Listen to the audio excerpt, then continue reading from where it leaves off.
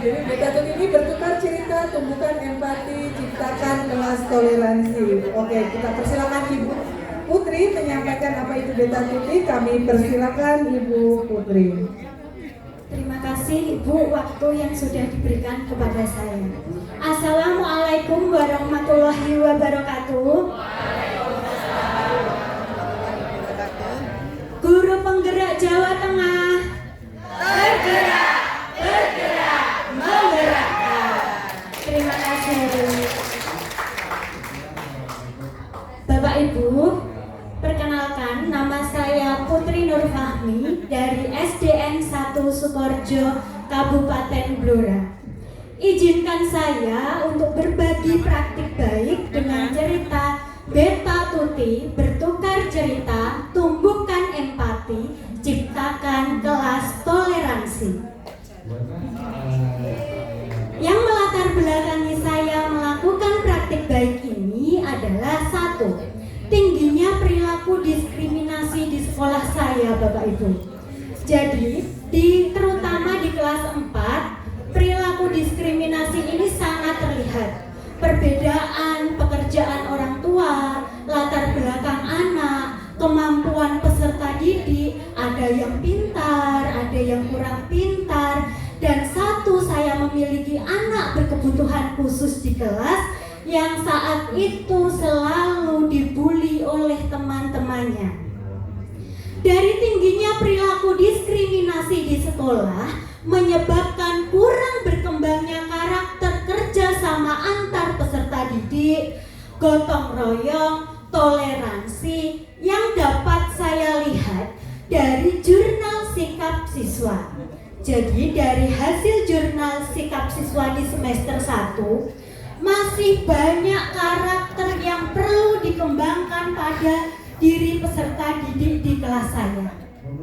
Oleh karena itu, tujuan pendidikan yang memberikan lingkungan belajar yang aman, nyaman, kondusif untuk peserta didik tidak akan pernah terwujud, Bapak Ibu. Oleh karenanya, saya sebagai guru kelas, saya harus memberikan satu solusi dengan melibatkan peserta didik secara langsung untuk membuat perubahan agar perilaku intoleransi diskriminasi di kelas saya dapat segera teratasi. Solusi yang bisa saya tawarkan kepada peserta didik dan kita buat bersama adalah dengan melakukan pembiasaan Beta Tuti, bertukar cerita, tumbuhkan empati, ciptakan kelas toleransi. Adapun tujuan dari penulisan praktik baik ini adalah saya ingin berbagi pengalaman kepada rekan guru lainnya untuk mengatasi keberagaman, terutama toleransi di sekolah. Yang kedua, saya ingin mengajak rekan guru lainnya untuk mengembangkan karakter toleransi pada diri peserta didik melalui sebuah pembiasaan yang sudah disesuaikan dengan karakteristik, minat, bakat, dan tahap perkembangan siswa. Sehingga hasil yang akan diharapkan dalam penerapan pembiasaan praktik baik ini adalah bagi guru dapat menginspirasi rekan guru untuk menciptakan praktik baik yang sudah disesuaikan dengan karakteristik, tahap perkembangan, minat, dan bakat peserta didiknya. Untuk siswa dapat mengembangkan karakter toleransi sesuai dengan profil pelajar Pancasila melalui pembiasaan bertukar cerita ini.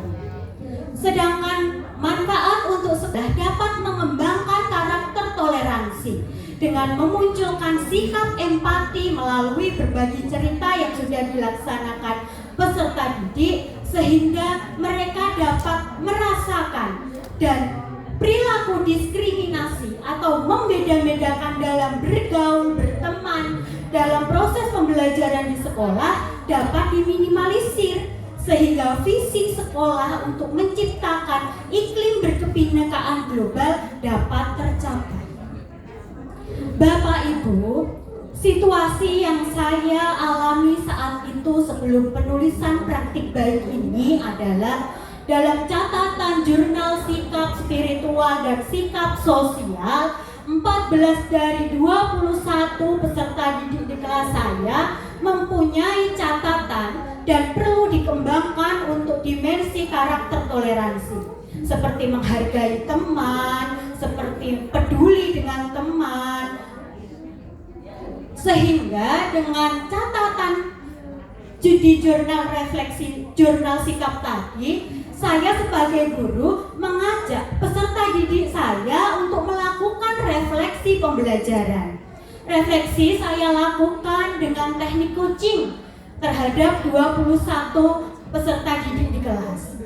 Dan peserta didik memberikan solusi bahwa mereka ingin sebuah kegiatan di mana mereka bisa berkumpul, bisa bertukar informasi, dan sesuai dengan gaya belajar anak-anak di kelas 4 saat itu, sebagian besar gaya belajarnya adalah auditory. Jadi saya sepakat dengan melakukan pembiasaan bertukar cerita.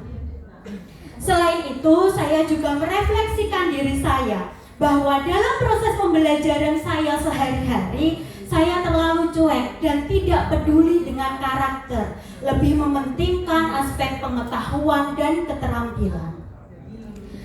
Setelah itu, setelah saya melakukan refleksi, saya mencoba mencari sumber dari artikel ilmiah apakah bertukar cerita ini bisa diterapkan di sekolah dasar. Bahwa dalam kutipannya Sanjaya, bahwa bertukar cerita ini dapat mengembangkan kemampuan memahami dan menghargai dari pengalaman yang dialami oleh para tokoh. Jadi ini saya nilai sesuai untuk saya terapkan di kelas saya. Adapun tantangan dalam penulisan praktik baik ini adalah pemilihan kegiatan yang harus disesuaikan dengan latar belakang karakteristik peserta didik. Di sini saya mencoba mencocokkan dengan karakter peserta didik saya, latar belakang mereka, tahap perkembangannya, usianya, gaya belajarnya untuk menentukan sebuah pembiasaan yang dapat digunakan secara konsisten dan berkelanjutan. Yang kedua, saya selalu melibatkan peserta didik dalam setiap kegiatan, dalam setiap memilih judul buku atau membuat cerita sendiri, baik itu dari pengalaman pribadi atau kejadian-kejadian yang mereka alami di rumah. Tantangannya lagi untuk meminimalisir kebosanan peserta didik saya, guru harus sabar, kreatif, inovatif dalam mencari solusi dari cerita-cerita peserta didik. Dan saya selalu menjaga semangat peserta didik untuk konsisten melakukan pembiasaan ini. Dari tantangan yang sudah ada, saya menemukan strategi, yaitu satu, saya harus memilih pembiasaan yang tepat untuk anak didik saya. Saya meyakini dalam teori behavioristik, jika kita memberikan stimulus kepada peserta didik, maka peserta didik akan memberikan respon kepada kita apa yang sudah kita lakukan. Pembiasaan peneladanan itu harus dilakukan secara konsisten dan berulang-ulang.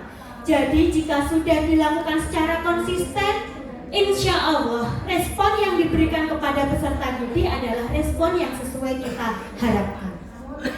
Selanjutnya, saya berkoordinasi dengan guru di kelas sebelumnya, guru kelas 1, kelas 2, kelas 3, kepala sekolah untuk menyetujui diadakannya program beta tutik ini. Lalu, setelah disetujui oleh kepala sekolah, untuk itu saya harus membuat kesepakatan bersama dan tidak lupa mendokumentasikan di jurnal observasi. Dari bertukar cerita tadi, aksi yang saya lakukan di bulan pertama, 40% dari jumlah peserta didik masih ada yang tidak memperhatikan temannya yang bercerita. Dari bulan pertama saya merefleksikan diri saya, Bapak Ibu, bahwa peran saya kurang terlihat tidak bisa menuntun anak didik saya, sehingga saya di bulan kedua harus menjadi fasilitator dan motivator yang baik untuk mengembangkan motivasi intrinsik pada diri peserta didik dengan mengingatkan kesepakatan-kesepakatan dan nilai yang mereka teladani dari cerita yang sudah dibagikan tadi. Di bulan ketiga, peserta didik sudah dapat memperhatikan dan menerapkan nilai-nilai yang mereka pelajari.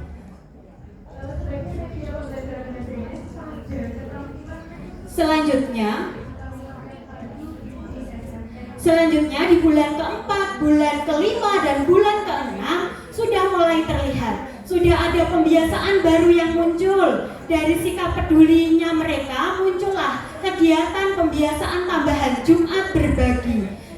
Kebiasaan jika aku menjadi. Dan refleksi dari tim praktik baik ini adalah peserta didik menjadi lebih peka dengan temannya. Peserta didik merasa aman, nyaman, bersemangat untuk belajar di sekolah. Faktor keberhasilannya adalah cerita yang dibagikan peserta didik ini lebih mudah dan menerima dan menerapkan pesan moral yang disampaikan. Jadi cocok sebagai pembiasaan peneladanan. Faktor ketidakberhasilannya terkadang masih ada peserta didik yang malu untuk bercerita sehingga membutuhkan motivasi dan kesepakatan. Kesimpulannya, pembiasaan praktek beta tuti dapat menumbuhkan sikap toleransi antar peserta didik di kelas. Pembiasaan ini terbukti dapat mengatasi sikap diskriminasi dan menghargai perbedaan untuk menciptakan iklim kebinekaan. Tindak lanjut dan rekomendasi ini, guru harus lebih memahami karakteristik dari peserta didik di kelas agar apa yang kita ciptakan untuk anak didik kita lebih bermakna. Ini dokumen pendukungnya. Di bulan mohon maaf waktunya sudah. Ya, terima kasih Bu. Beri aplaus dulu untuk Ibu Putri. Maaf sekali.